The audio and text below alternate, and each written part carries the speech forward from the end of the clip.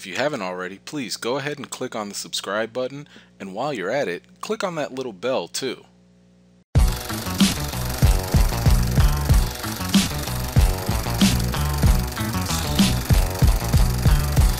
Yeah, man. Josh, Jonathan, Josh. we the Baker Bros. Perfect. First of all, congratulations. Thank you, man. Your first full Movie, film. big boy movie. I mean, this is big stuff. Yeah, it is. It is, It's good. It's great. Tell me about like the challenges, or if there were any, from going from a short film and expanding to a full feature. I mean, there's plenty of challenges. We did feel like we were prepared, though, which is good. You know, we stepped from advertising and doing little shorts and music videos and that kind of thing. We've been directing for a while, a good 15 years together. And we were offered things over the years, different movie scripts and things that we didn't feel super engaged with and didn't feel personal. So Bagman as a short film and taking that into a feature felt to us like the right personal step into Hollywood. We just knew that that first film, sticking around, it's eternal. It's not going anywhere. You're going to be known for it. People are going to be bringing it up for years. So we wanted that first one to be us and represent us. You know, like what really inspired this particular story for you all? We were living in New York at the time when we made Bagman, and it's a Harlem set story. And then we realized when we were probably around the edit for that short film that people are probably going to ask what the longer version is, and so we probably should have an answer. So we conceptualized this thing, Kin, which when you're telling a 2-hour movie, there's a lot more. We've got to dive deeper. So we said, what kind of movie do we want to tell? Let's tell something about brothers. I mean, write what you know.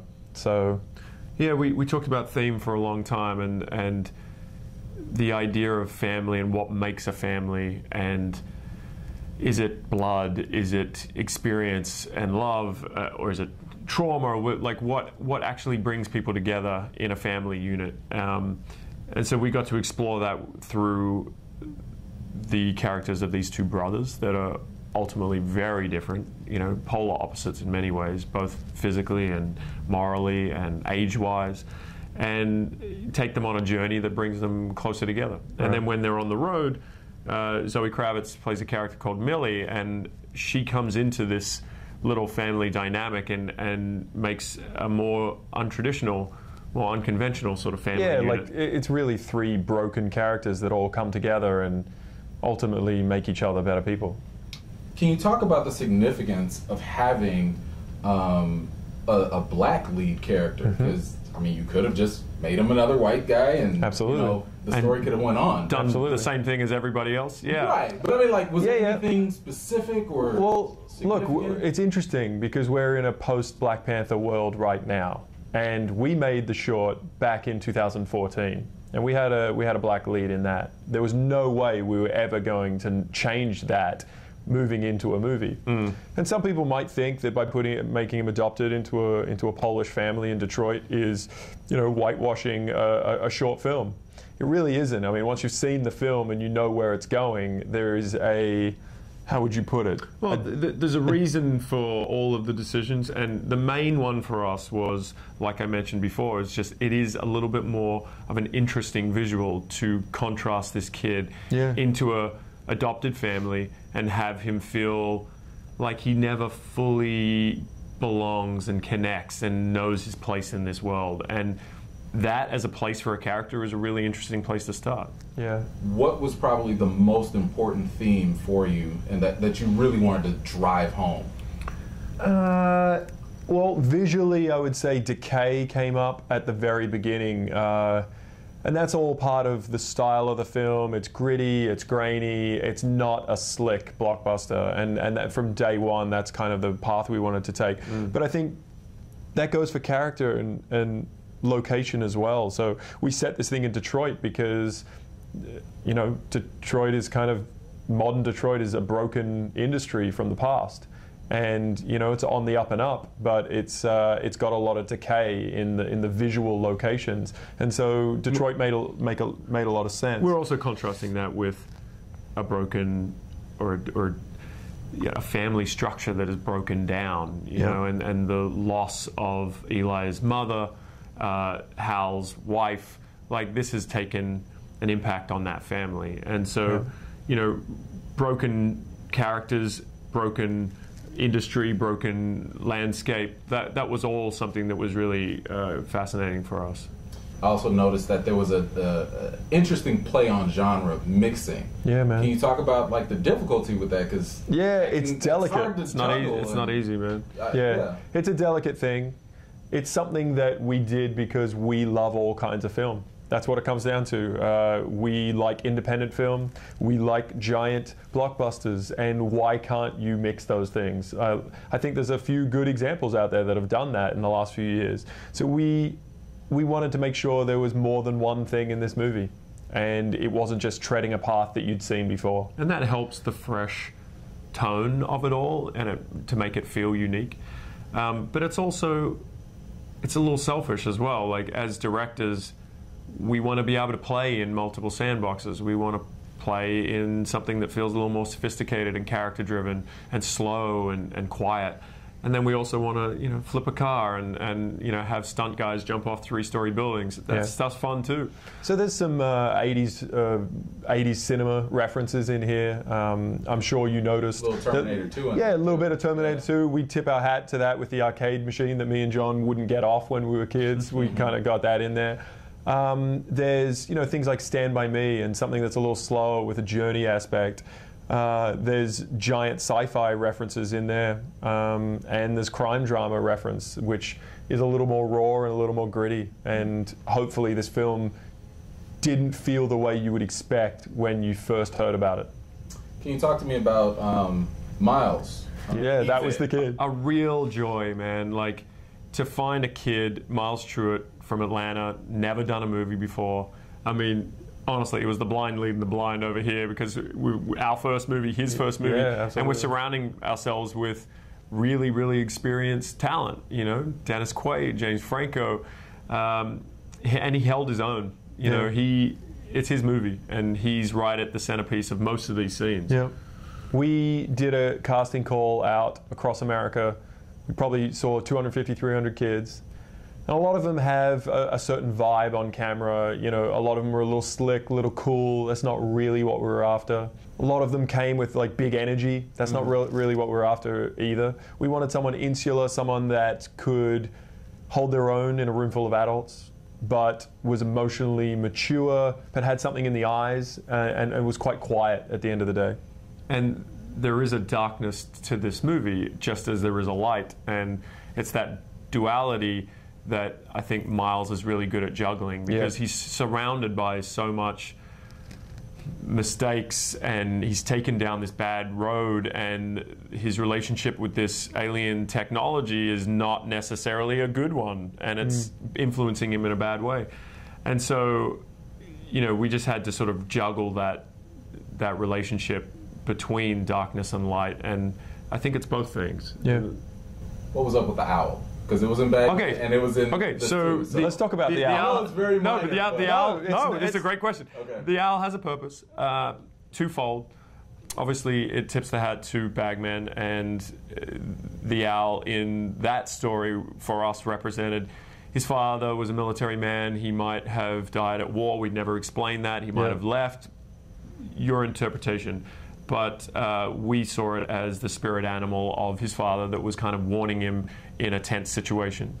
To watch out, because something bad's about to happen. You see the second it squawks at him and flies away, the whole movie changes. But in Kin, not only did we want to, you know, we love owls, and it's inspired by Bagman, so we put it in there. But also, we talked a lot about the classic fable of the sword and the stone. And you'll remember that the best friend of the character in the classic Disney cartoon was an owl. And so this is the 2018 retelling of an innocent taking out the ultimate weapon and being the only one that can wield it.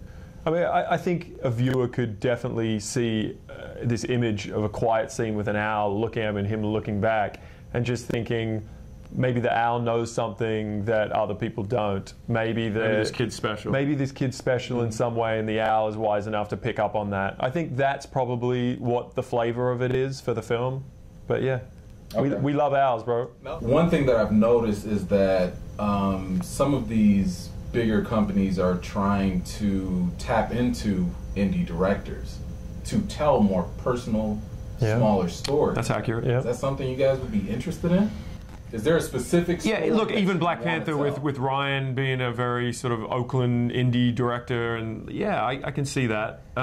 Sure, it's something we're interested in. I think what we pride ourselves in is coming up with stories that are personal to us and finding homes for them. And that's not to say that's all we do. We're not necessarily writers. We don't write our own screenplays.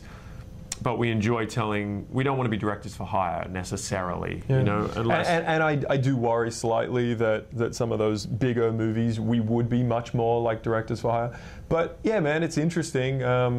I really respect the fact that some of these, Marvels and Star Warses and everyone in between have realized that going to filmmakers that have something personal to say is going to make their movie better, and it's going to take it away from being what we might have seen 10, 15 years ago as being fairly stale, big, cold movies. I think it's hard to be mad at that, because at the end of the day, it's just bringing character to The forefront. And that's what it should be about, right? And that's ultimately what Kin is. What are you guys watching now that's going to inspire your next film? Ooh. TV's obviously taken such a giant leap forward. We're big fans of binging certain shows. Ozark? Yeah, just he's an about to Ozark. drop that. He's an Ozark fan for sure. I would say *Handmaid's Tale* has a certain influence on me personally right now. You've probably seen the same amount. That feels very grounded, and it's sci-fi for sure, but it's so subtle. Like, it's a very subtle sci-fi show. And I think that stuff's really interesting. I mean, one of our favorite movies is *Children of Men*, and that has always... That's kind of been the bar, That's right? always been the bar for cinematic sci-fi films for us, where it feels so reality-based and grounded, but yet it has these ideas that are sprinkled over the top of it that feels like, near-future sci-fi. Yeah, so there's a bunch. We're influenced from a lot of things, from gaming to, movies, TV, comics. We love a lot of genre sort of stuff, but in our own way, we kind of take all of those influences from childhood and everything, and it's stuff that generally we've experienced together, which is unique, I think, and we just kind of mash it all up and create original stories. Sticking kind of with the genre aspect, if, let's just say, there was a continuation Yep. to this story, are we sticking with the same genre molds? Are we going to lean a little heavier? That's a very good question. I think, without giving anything away, I think it would be very difficult to not change the percentages of certain genres. Of sci-fi to independent But spirit. I think what is the most important thing for us, if we ever got the chance to tell another chapter of this world we've set up and these characters,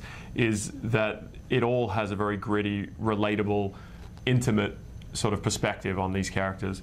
And regardless of whether you're here or somewhere else, I think you need to retain that. That's the DNA. That's going to be the of trick this. on the sequel, of trying to retain as much of that personal character storytelling that we set up in the first one and not get lost in the spectacle. We'll see. But hey, man, we don't count our chickens before they hatch. So this is all about support, and if people embrace original storytelling that isn't based on a Harry Potter book or whatever, then there might be the chance to make something further. Yeah, we'll Or see. maybe a prequel? I mean, in my a mind, graphic novel, maybe anime, maybe it's open, it's up for grabs right now. Yeah. So Look, for a lot of reasons, we like movies that are hard to define, and Kin is multiple things, and it's a lot of our tastes and hopefully a lot of your tastes sort of in the same story. I think there's a hunger right now for things that feel like more than just one thing. And this movie, if you're into movies like that, as we are, this might be for you.